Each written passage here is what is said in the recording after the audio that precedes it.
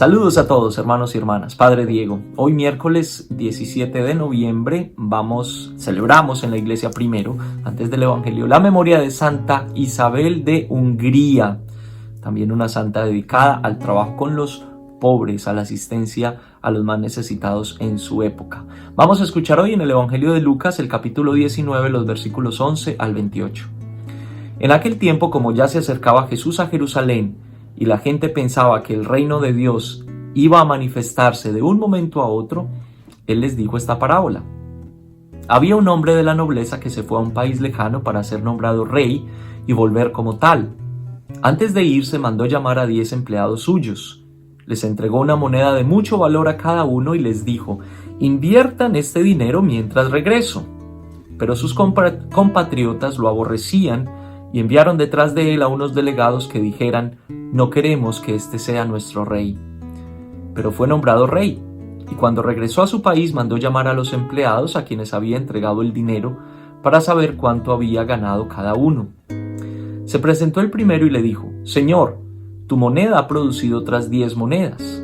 Él le contestó: muy bien, eres un buen empleado. Puesto que has sido fiel en una cosa pequeña, serás gobernador de 10 ciudades. Se presentó el segundo y le dijo: Señor, tu moneda ha producido otras 5 monedas. Y el Señor le respondió: tú serás gobernador de 5 ciudades. Se presentó el tercero y le dijo: Señor, aquí está tu moneda. La he tenido guardada en un pañuelo, pues te tuve miedo, porque eres un hombre exigente, que reclama lo que no ha invertido y cosecha lo que no ha sembrado. El Señor le contestó: eres un mal empleado. Por tu propia boca te condeno. Tú sabías que yo soy un hombre exigente, que reclamo lo que no he invertido y que cosecho lo que he sembrado. ¿Por qué, pues, no pusiste mi dinero en el banco para que yo, al volver, lo hubiera recobrado con interés? Después les dijo a los presentes: quítenle a este la moneda y dénsela al que tiene 10. Le respondieron: Señor, ya tiene 10 monedas. Él les dijo: les aseguro que a todo el que tenga se le dará con abundancia, y al que no tenga, aún lo que tiene se le quitará. En cuanto a mis enemigos que no querían tenerme como rey, tráiganlos aquí y mátenlos en mi presencia. Dicho esto, Jesús prosiguió su camino hacia Jerusalén al frente de sus discípulos. Una parábola interesante. La clave para entender esta parábola está, lo dice al principio el evangelista: Jesús está cerca de Jerusalén. Y al acercarse a Jerusalén, las expectativas de la llegada del reino de Dios, precisamente por lo que Jesús ha ido diciendo y ha ido haciendo, pues la gente cree que este es el profeta, que este es el Mesías. Entonces todo el mundo espera que el reino de Dios llegue ya mismo, inmediatamente. Pero en vez de decirles cuándo y cómo va a llegar eso, recuerden que ya lo dijo Jesús antes: nadie sabe el día ni la hora, ni siquiera yo lo sé, solo lo sabe el Padre. En vez de decirles cuándo y cómo va a pasar, o no más bien cómo, sino cuándo va a pasar, Jesús entonces cuenta una parábola.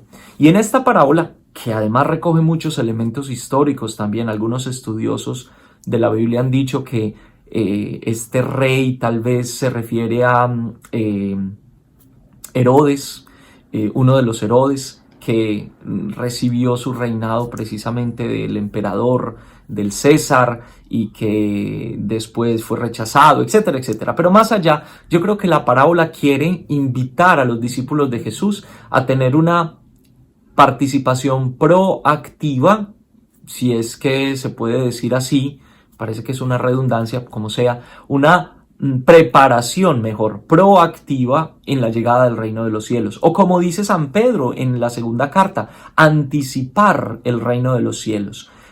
¿Cómo? ¿Haciendo qué? ¿O cómo lo hacemos? Pues precisamente siendo buenos administradores de todos los regalos que Dios nos ha dado. En esta parábola son algunas monedas de oro. Esas monedas de oro pueden ser, qué sé yo, las posesiones que tenemos, nuestros talentos, nuestros dones, las cualidades, la gente que Dios nos ha encargado para cuidar de ellas, inclusive este mundo, la creación, todo ha sido entregado a nosotros para que seamos administradores, ¿sí?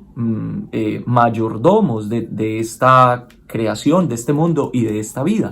¿Qué estamos haciendo con estos dones? Entonces, en vez de preguntar, Señor, ¿cuándo te vas a manifestar? ¿Cuándo va a ser que va a aparecer el reino? ¿Cuándo vas a intervenir en mi vida? ¿Cuándo me vas a hacer el milagro que yo quiero? ¿Cuándo?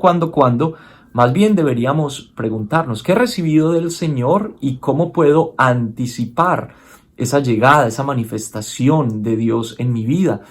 ¿Cómo puedo anticipar inclusive los milagros que Dios quiere hacer en mi vida siendo buen administrador de los regalos que Dios me ha dado? ¿Cómo estoy haciendo de este mundo un mejor lugar para vivir, no solo para mí, sino para los que me rodean y para las futuras generaciones? Creo que así anticipamos de manera proactiva la llegada del reino de Dios.